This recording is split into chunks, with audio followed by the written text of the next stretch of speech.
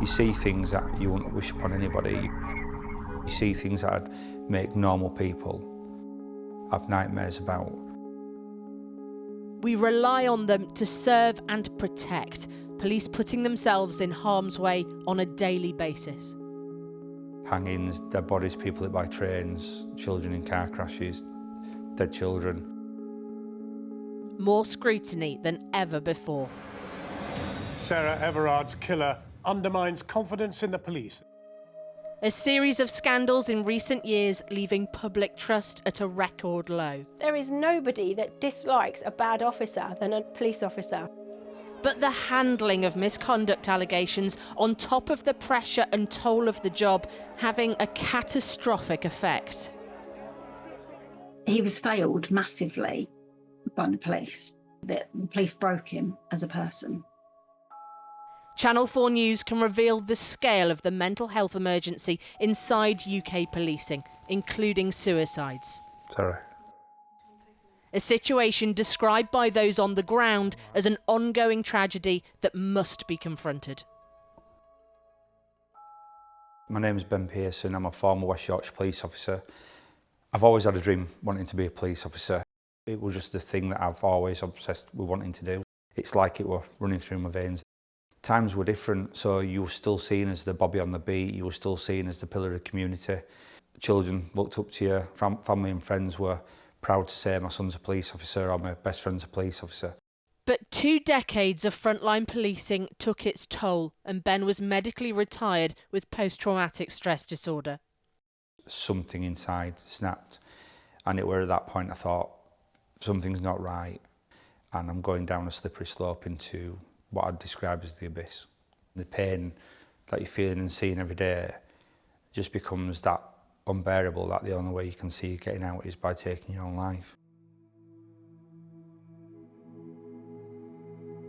We asked every single police force in the UK for data on the scale of suicides within policing. They said they don't record it, but figures from the National Police Chiefs Council revealed 100 suspected police suicides in just 3 years. This included 46 serving officers, 20 other serving police staff known as civilian employees, with 26 suicides among former police officers and 8 former police staff members. Male officers accounted for the overwhelming majority of suicides. The only thing that you want to do is you want to have a hug and you want someone to tell you it's going to be all right. But because you wear the uniform, everyone thinks it's all right that you can be an alpha male or you can be an alpha female. And it doesn't always work out that way. The daily toll of the job is not a secret, but questions about whether officers are being supported enough with help described as a postcode lottery. The structures which have been widely criticised as letting down victims under question for letting down their own staff too. The Police Federation, representing officers in England and Wales, insists it's now seeing a clear link between suicide and misconduct processes. They told us that of the officer suicides they had identified since 2022, more than half were under investigation at the time of their deaths. We've spoken to one woman whose former husband took his own life earlier this year after being arrested on suspicion of misconduct in public office, an accusation he vehemently denied. She's asked for her identity to be protected until the conclusion of an upcoming inquest where the role of his police force, who he'd served for more than 20 years, will be examined. He was everything to us, everything to our daughter. He called her his little princess, and he was my best friend.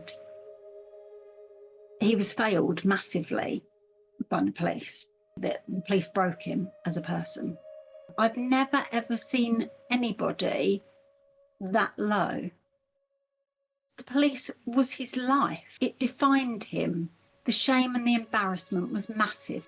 He was such a good officer. At his funeral, literally, I've never seen so many people. They lined the streets.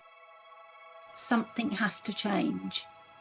And I'm not saying don't carry out investigations. I'm saying do it respectfully. Stop going in with this gung-ho, heavy-handed approach. just take a step back, calm it down. Since we lost him, there's been several more officers that we've lost through suicide. And children are left without their dads. And that can't continue. That can't continue.